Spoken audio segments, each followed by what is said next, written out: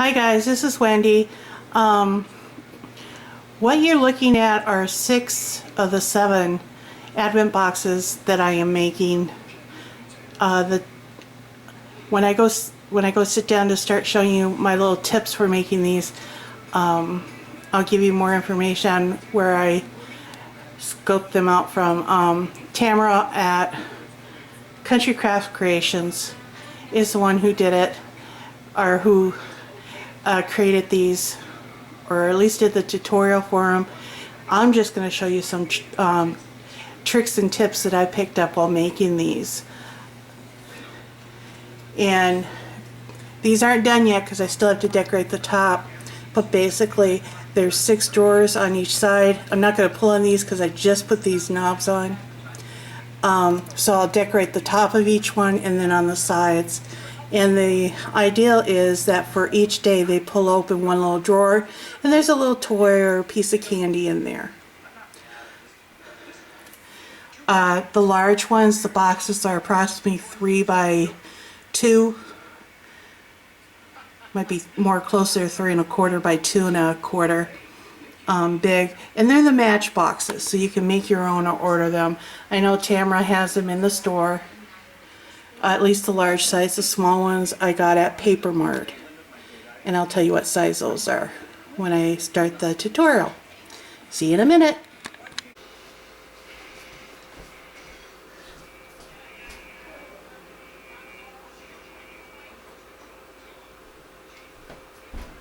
I'm coming. Sorry. I'm still in the dining room, so I had to turn down the TV. As I said earlier, this is Wendy, and the mat's all dirty. Showing you a project that I got from Tamra over at Country Crafts Creations. She does have a store, and she has a Facebook group. She does sales in that, and I've been in her group in that. And this is a tutorial she showed on how to do those Advent boxes like I showed earlier. And like I said, mine aren't finished because I'm waiting for the knobs to dry. I used some E6000 on them. I don't want to disturb them until tomorrow. But the rest of the decorating should be easy, and I'll get it done tomorrow. The larger ones, we're using the larger boxes, which were like 3 by 2, might be 3 1/4 by 2 1/4, and she does have those available on her website. But I also found some smaller match boxes. Now you can make these, and you can make them any size you want. There's actually some dies out there that will cut these. But if you want the 3 1/4 by 2, go to Tamra's website, which is Country Crafts Creations, and order them from her. And they do have very fast shipping, believe me. Now, if you don't want to make little ones, because if you don't want to make them because you've got quite a few to make, like I'm making 7 of these. No way I would make all these boxes. Tamra has the larger ones. I did find these smaller ones at a place called Paper Mart. You do have to buy them in lots of 72, which is actually enough to make 3. So if you want to do that. Now, there's some prep work involved. I'm sorry, there's prep work involved. And I've done some of this prep. But anyways, you get your boxes and you count out 24 of them. That's why you may not want to make them. It's cheaper to buy them pre-made. You count out 24 of them. And then what I did was I went through and I slid them open to see which side opened better. This one's a little tough on you, but this side seems to go better. So then I just put a little dot, which you will cover on that side. That tells me that's the side that's going to be facing out and it's going to open. And I do that with all of them. And I make a stack of 3 because there's 3 drawers on each level. There's 2 levels. Now you don't have to make the Advent boxes. You can use these. I know Tamra's making a jewelry box for one of her grandchildren, I believe. But when I get to the 3rd one, I then put a T on top. That tells me that's the top and that all of them are facing the right way, so that when I go to glue them or work with them in any way, I know which way is up. So I know which way they slide open, because if I just put them like this, you know, then when it comes time to open the drawer, it's upside down. Yes, it's easy enough to turn it around, but why waste that? So this is all I do first. And another suggestion is, if you find, now these have, on the boxes, they have like a slick paper coating on them. If you find it a little hard, try a little candle wax, or if you have some beeswax, try putting a little candle wax or beeswax on the box and then slide it in and out a little bit, and that should make it easier for you. As I said, I did some beginning prep work, and that's the top. Now the next step, you need either a scoring board or a T-ruler or a T-square, and there's a really good reason for this. The thing is, you want your boxes lined up in as squared as possible. Now, you could do it by eye if you want, but why? When all of us have some sort of scoring tool, or you can find a plastic T-square or an L-square that a carpenter uses, or you can even make your own. The thing is you take one set, and this group of 3 is a set, and you line them up like this. Now I have all the dots facing me, so I know that's where my opening is, and my T, or that's the easy side to slide out. My T for top is on this side, so I know that is where, that's how the box is, how when I open these up, the box is going to be on this side, facing to my left. Use this one. I've got a bottle almost empty and I'm trying to use it up. Basically all I do is I use some quick drying glue, whatever tickles your fancy. Some people swear by art glitter glue. I use Scotch quick dry. There's some that use, oh, what is it called? Jim Hanks uses it. I can't think of the name of it. He uses it for glue. But anyways, you just line them up, slide them together, make sure they're even. Now, on my scoreboard, my top kind of goes, there's a flat and then it angles out. So I got to make sure that I don't push too hard on the top, otherwise my boxes will end up askew. But I just do that, and then I can kind of turn it, make sure this side looks good. Hey, done. And do the same thing with the next one. So you're going to have a total of 8 sets of these if you're doing a 24. You can also do a 12 countdown, which would only involve 12 boxes. That's an idea. I didn't think of that. Ideas that come to you when you're doing stuff. And again, I just make sure it's all even. Push it together a little bit to square it up.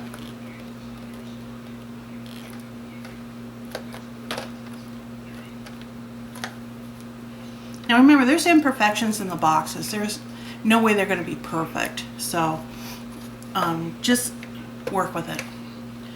Put it down to priorities. Now, the next thing to do is to put it into this configuration. I'll show you this. You want some scrap pieces of cardstock. Okay. Now, You can either use glue or you can use double-sided tape. Just like you can use on these, you can use glue or double-sided tape. Whatever you want. I've been using glue simply because it's a little faster. Hold on 1 minute, I gotta put dinner in the oven.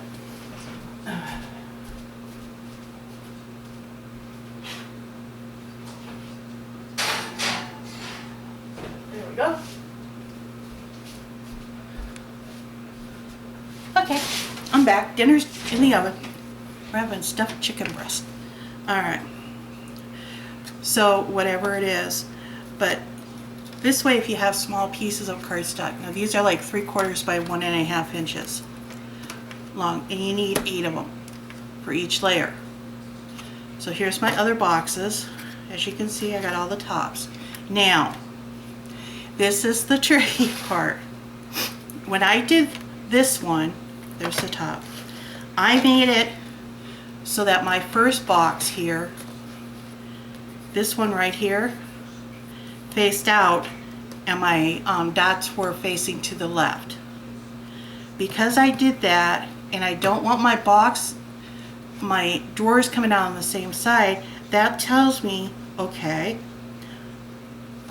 in doing that, I got to start this way first rather than this way.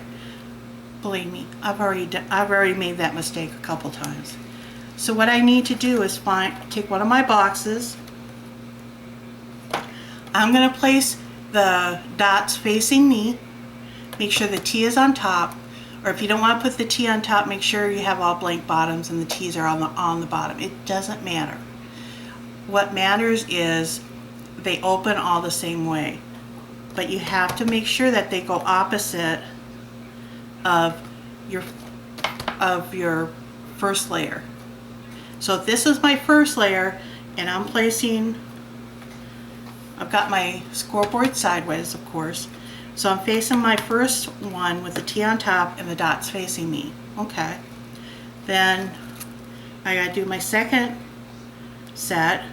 I gotta face it again, the T on top, but my dots facing to the right. Then I take my third one, and you can either do either way. I'm going to do this. I'm going to take my T on top and face it to my left. You getting the gist here? So my last one with the T on top and the dots facing away from me. You're going to have a square. Now it may not be an absolutely perfect square because these boxes are not absolutely perfect, but you can get it squared up really good, well this way. So again, I'm going to take my glue, and you could use double-sided tape if you want it. You can use glue. You can use a combination. I'm just going to put a little glue. I'm going to take these two, make sure they're lined up.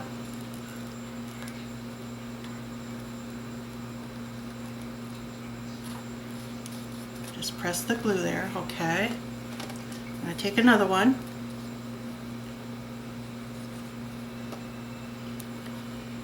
And the thing is, these won't be seen. See, and I'm just lining up the edges here. These won't be seen, so long as you don't make them stick out. But basically what these little pieces are doing is they're just holding it into place for you while you're working on it. Oops. Nice thing about glue is you have a little bit of wiggle room. Because I'm trying to make sure that these are all, there we go. Alright. And then one more. Now, okay, you did that. You got one side done. But you know what? When you pick it up, you know what's going to happen? This. And it's going to maybe come apart. Very carefully flip it. Kind of line it back up again. And do the other side.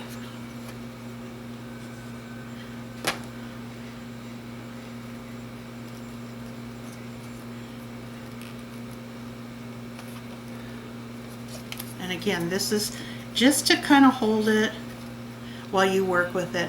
And it, in a way, it kind of saves you, because once this is done, you can work with it as a block.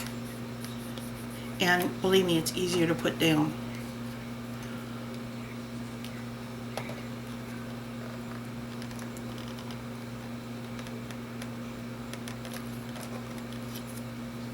One more. Okay. Now, so I have that, and as you can see, there is, you see my drawers right there? Now, if I do it this way, uh-oh, something's wrong. Yes, something's wrong, because that is my bottom.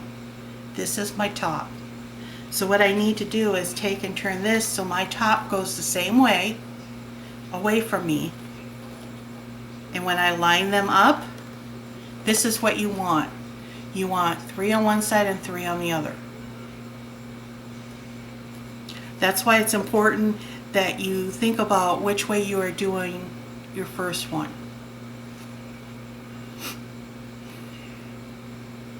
Because you have to make it so that the drawers open on opposite sides. And if you look on each side, you can see that they're all opposites. So sometimes if you go like this and you're going, oh shoot, I screwed them wrong. I glued them wrong. Not necessarily. Try flipping one around and do that. Believe me, I did it once, yes. And it's really not that hard to take them apart, because all you got really is these 4 bands holding them, and you can usually peel them off and re-glue them down. Alright. I had a rubber band here somewhere and I don't know where it went. I'm going to lay that on its side. Alright. So I'm going to set that to the side for right now, to give it a rest and let the glue dry a little bit. Now, one more thing. Before you put this away, look at your block and see how big it is. The blocks with this size of boxes is 4 by 4. There is a reason for knowing how big it is. The next thing you're going to need are 3 pieces of chipboard and some coordinating cardstock. I just had, oh, I just love it. I know I had, there it is. I'm using this one called Old World Winter, and this is from Hobby Lobby. And I was debating on using a blue, a green, a red, a darker.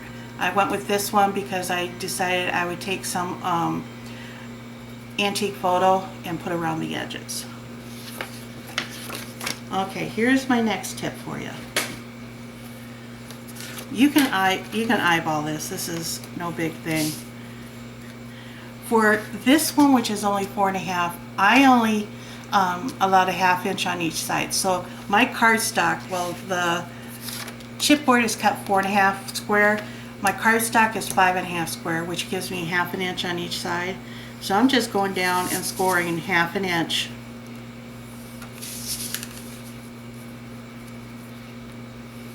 And this is more of an alignment thing than anything. Okay. And then I need my 3/8 inch tape, or you can use glue, whatever tickles your fancy. I gotta find more tape.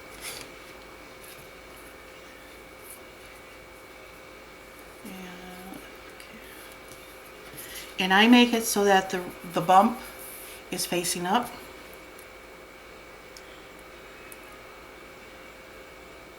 And I don't do it from corner to corner because I'm cutting off.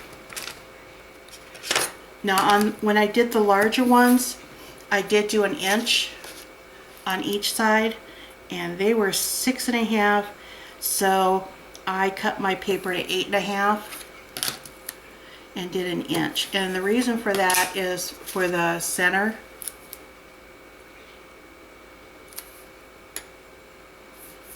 And I'll give you a couple tips about the center.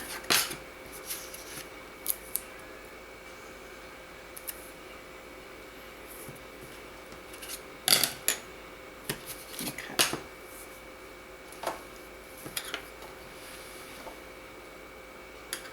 All right. Scissors.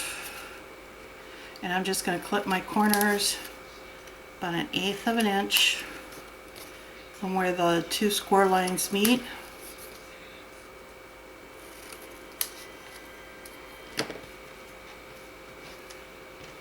You can do this after you put down your chipboard. I've been doing it before. Yes, I have my trash cup. Okay. So, just going to put some ATG here.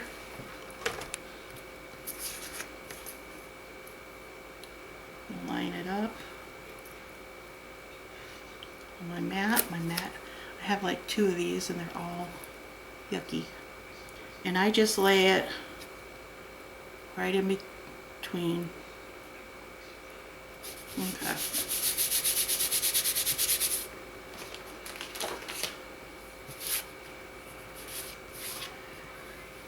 And double-sided tape, no matter what brand it is, it needs some heat and pressure. So make sure you rub it down well. If you don't have a bone folder, you can use the end of this, or if you have a big fat crochet hook, that'll work to burnish, or your ruler, or a credit card. Oh, credit card will work. And I'm just gonna fold these. Okay. There's that. I'm gonna fold 2 ends in. And this is just like we do for mini albums. When you do mini album covers, no different. Like that.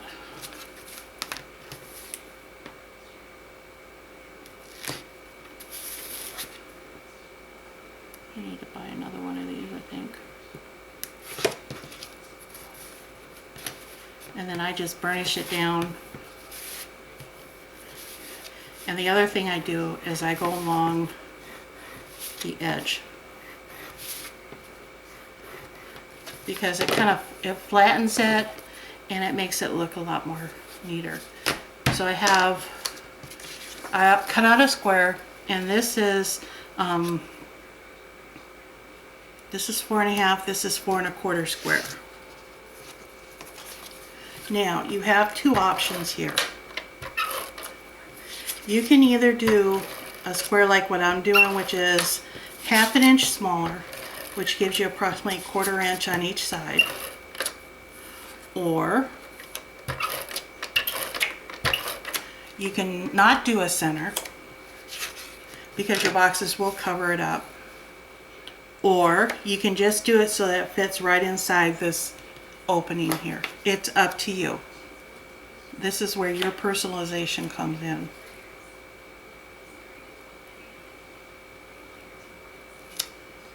Okay, so I have all 3 of these, and you do need 3 of them because you need a bottom, a middle, and a top. Okay, so we're going to start with the bottom. Now, the reason why I cover at the bottom of this is because when people lift it up, they're going to see it, and you want it to kind of look nice. If you want, you can put pattern paper there. But what I do is I put it on my board and I make sure it's centered. Then what I did was I went out of cardstock and cut me some 1/4 inch strips, and I glued them together. There's 3 layers here. You could do 3 or 4 layers. And I did 2 of them. And then I put some of my ATG on there, and then I stuck it to my shirt to take some of the stickiness off. Then what I do is I start at one corner and I lay this guide down.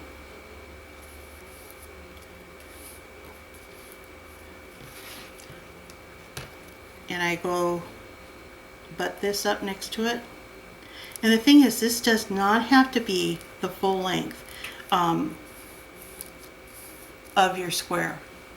I use these for the large ones too. It's just something to help you center. So as you can see, it's butted right up along the edge on two sides. Oh, believe me, this has helped. Now, this is my bottom. So when I put this on, I want to make sure my T's are facing up. So I'll turn it over so that the bottom's facing me right now, because this is where I'm going to put my glue.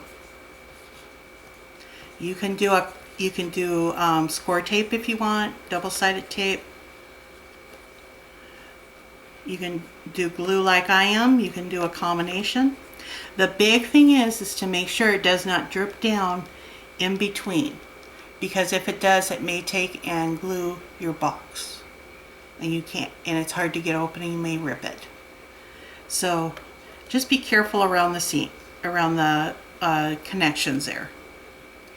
Then all I'm going to do is turn it over so that my T's are facing me.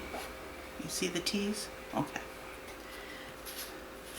I place this on my grid map so it's straight. Then I just take and place the edge.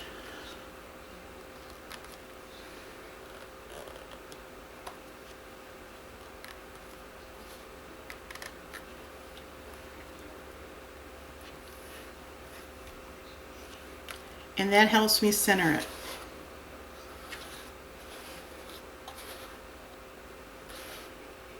Okay, so that one's centered.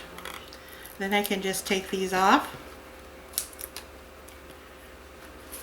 And as you can see, it's pretty centered on there.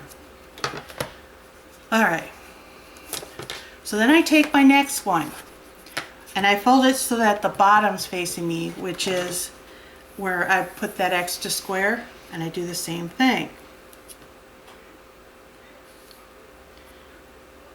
Yes, I know I could use this bottom square that I put on there, but I don't always get it straight and I don't always cut straight, so it's just easier using these.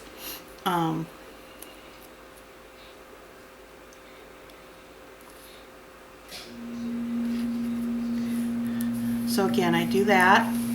Now this is going to go on like this so that the flat side is facing. Now I can just put the glue on and slide it on, but I found a little easier way. There it is. I take and I put the glue on, and again you can use score tape, whatever your adhesive is. Just make sure it doesn't go down into the connections. What I found easy is to do it the same way as I did the top or the bottom, is line it up on my grid, turn this over,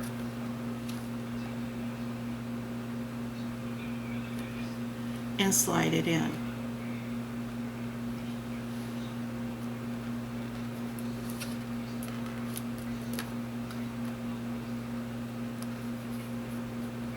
And once I'm happy, I can take off my little grids and turn it over. You're going to get tired of this process. Then I just put it on this side.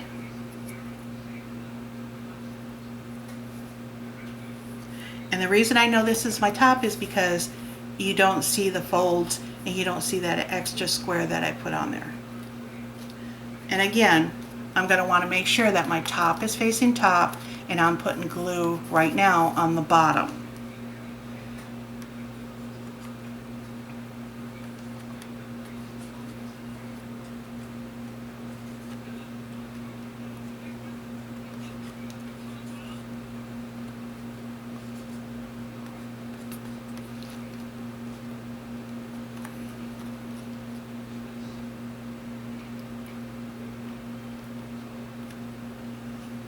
And again, I just slide it in. When I'm happy with it, then I take my last covered chipboard, I place it wrong side up because this is going to be my top and I need to glue my bottom to my boxes.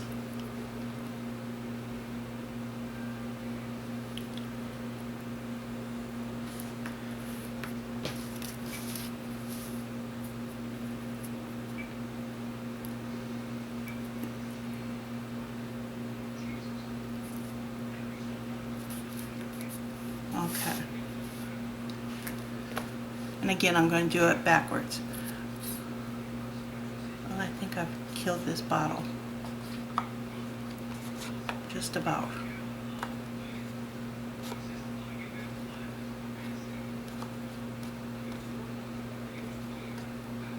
Make sure you get glue everywhere. I've got a glob I want to get. Go. Okay. And again, I'm just going to flip the whole thing. Make sure my square is lined up. And do it this way. It doesn't matter which way you do it, just so long as pretty consistent. And just gently bring my box in.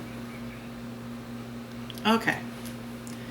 Once I'm happy, I'll remove these. Keep them, especially if you gotta make more. Now, take and flip it. Ta-da! There it is. And the thing is, it's pretty well centered. Oh, my camera's saying something. Okay, my card might be full. So I'll come back in a few minutes and give you my other tricks, okay?